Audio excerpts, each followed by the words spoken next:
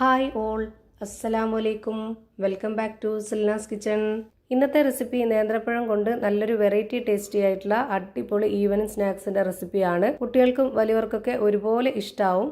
ഒരു തവണ ഉണ്ടാക്കി കഴിച്ചാൽ പിന്നെ നമുക്ക് വീണ്ടും വീണ്ടും ഉണ്ടാക്കി കഴിക്കാൻ വേണ്ടി തോന്നും. അത്രയും നല്ലൊരു ടേസ്റ്റി ആയിട്ടുള്ള ഒരു പലഹാരമാണ്. അപ്പോൾ ഇതെങ്ങനെയാണ് തയ്യാറാക്കുന്നതെന്ന് അറിയാനായിട്ട് വീഡിയോ സ്കിപ്പ് ചെയ്യാതെ മുഴുവനായിട്ടൊന്ന് കണ്ടു നോക്കണേ. അപ്പോൾ ഞാനിവിടെ ഈ ഒരു പലഹാരം തയ്യാറാക്കാനായിട്ട് പഴുത്ത 2 നേന്ത്രപ്പഴം എടുത്തിട്ടുണ്ട്. ഒരുപാട് നന്നായിട്ട് പഴുത്തുപോയ പഴമല്ല, ഒരു മീഡിയം പഴുപ്പുള്ള പഴമാണ് എടുത്തിട്ടുള്ളത്. എന്നിട്ട് ഇവിടെ ഈ ഒരു പഴത്തിന്റെ തോലെല്ലാം കളഞ്ഞതിന് ശേഷം ഇതുപോലെ രണ്ടായിട്ടൊന്ന് കട്ട് ചെയ്തെടുക്കുന്നുണ്ട്. ഈ 2 പഴവും അതേപോലെ തന്നെ കട്ട് ചെയ്തെടുക്കാം. ഈ വീഡിയോസ് കണ്ടുകൊണ്ടിരിക്കുമ്പോൾ തന്നെ സിൽനാസ് കിച്ചൺ ചാനൽ ആദ്യമായിട്ട് കാണുന്നവരാണെങ്കിൽ പ്ലീസ് ഒന്ന് സബ്സ്ക്രൈബ് ചെയ്തേക്കണേ. ഒപ്പം തന്നെ ഈ വീഡിയോസ് നിങ്ങൾക്ക് ഇഷ്ടപ്പെടുകയാണെങ്കിൽ ഒരു ലൈക്ക് ചെയ്ത് ഷെയർ ചെയ്ത് സപ്പോർട്ട് ചെയ്യാനും മറക്കരുതേ. ഞാനിവിടെ 2 പഴവും കട്ട് ചെയ്ത് വെച്ചിട്ടുണ്ട്. ഇനി വേണ്ടത് മിക്സിയുടെ ജാർ എടുത്തിട്ട് അതിലേക്കൊരു 3 കോഴിമുട്ട പൊട്ടിച്ചൊഴിച്ചു കൊടുക്കാം.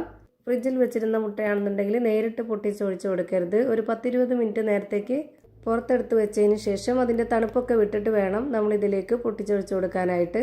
എങ്കിലേ നമ്മൾ ഉദ്ദേശിക്കുന്ന ആ ഒരു പരുവത്തിലും ടേസ്റ്റിലൊക്കെ നമ്മുടെ ഈ ഒരു കൂട്ട് റെഡിയായി കിട്ടുള്ളൂ. അടുത്തതായി ഇതിലേക്ക് ഇട്ട് കൊടുക്കുന്നത് മൈദയാണ്. ഗോതമ്പ് പൊടിയിൽ തയ്യാറാക്കണം എന്നുള്ളവർക്ക് ഗോതമ്പ് പൊടിയിലും ചെയ്തെടുക്കാവുന്നതാണ്.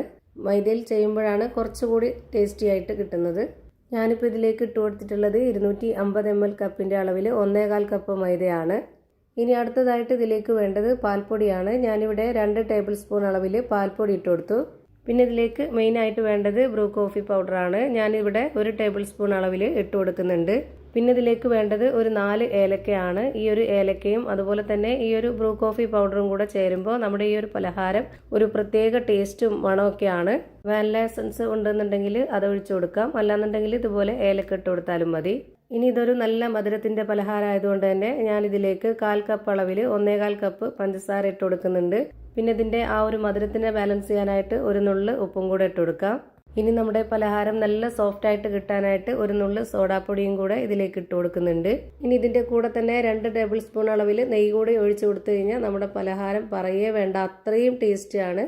എല്ലാവർക്കും അറിയാം നെയ്യുടെ മണം. നമുക്ക് ഏത് പലഹാരത്തിനായാലും നെയ്യുടെ മണം ഇഷ്ടമുള്ളവർക്കാണെങ്കിൽ ഭയങ്കരമായിട്ട് ഇഷ്ടാവും ഈ ഒരു പലഹാരം. ഇനിയിപ്പോൾ നെയ്യ് വേണ്ട എന്നുള്ളവർക്കാണെന്നുണ്ടെങ്കിൽ ബട്ടർ ഉരുക്കി ഒഴിച്ചു കൊടുത്താലും മതി. ഇതൊന്ന് നല്ല പോലെ അരച്ചെടുക്കണം. അതിനായിട്ട് ഞാനിവിടെ 1 കപ്പ് വെള്ളമാണ് ഒഴിച്ചു കൊടുക്കുന്നത്. 250 ml കപ്പിന്റെ അളവിൽ 1 കപ്പ് വെള്ളം ഒഴിച്ചു കൊടുത്തു. പാൽപ്പൊടി ഉള്ളത് കൊണ്ടാണ് വെള്ളം ഒഴിച്ചു കൊടുത്തത്. ഇനി പാല് തന്നെ ഒഴിച്ചു കൊടുക്കണമെന്നുള്ളവർക്ക് പാൽ ഒഴിച്ചു കൊടുക്കാം, കുഴപ്പമൊന്നുമില്ല, ടേസ്റ്റ് കൂടെയുള്ളൂ. ഇനി ഇതൊന്ന് റെഡിയാക്കി എടുക്കാനായിട്ട് ഞാനിവിടെ സ്റ്റവിലേക്ക് ഒരു പാൻ വെച്ച് ഫ്ലെയിം ഓണാക്കി കൊടുത്തിട്ടുണ്ട്. അതിലേക്ക് 1 സ്പൂൺ നെയ്യ് ഒഴിച്ചു കൊടുത്തു. ഈ നെയ്യ് എല്ലാ ഭാഗത്തേക്കും ആവത്തക്ക രീതിയിൽ ഇതുപോലെ ഒന്ന് ചുറ്റിച്ചെടുക്കുന്നുണ്ട്. ഇനി ഇതിലേക്ക് 1-2 സ്പൂൺ അളവിൽ പഞ്ചസാര ഇതുപോലെ ഇട്ട് കൊടുക്കുന്നുണ്ട്. എന്നിട്ട് ഇതുപോലെ കട്ട് ചെയ്ത് വെച്ചിട്ടുള്ള ആ ഒരു പഴം മുഴുവനായിട്ടും ഇതുപോലെ ഒന്ന് അടുക്കി വെച്ച് കൊടുക്കാം. ഈ ഒരു പഞ്ചസാരയിലും നെയ്യിലും കിടന്ന് ഇത് നന്നായിട്ട് വെന്ത് വരുമ്പോൾ നല്ല ടേസ്റ്റും നല്ലൊരു മണവുമാണ്. ഇനി നമ്മൾ മിക്സിയിൽ അരച്ചു വെച്ചിരുന്ന ആ ഒരു മിക്സ് മുഴുവനായിട്ടും ഇതിലേക്ക് ഒഴിച്ചു കൊടുക്കാം. ഇതെല്ലാം ഒഴിച്ചു കൊടുത്തതിന് ശേഷം ലോ ഫ്ലെയിമിൽ ഇട്ട് കൊടുത്തിട്ട് ഒരു 10 മിനിറ്റ് നേരം വേവിച്ചെടുക്കാവുന്നതാണ്. അപ്പോൾ ഒരു ഭാഗം വെന്ത് കിട്ടും.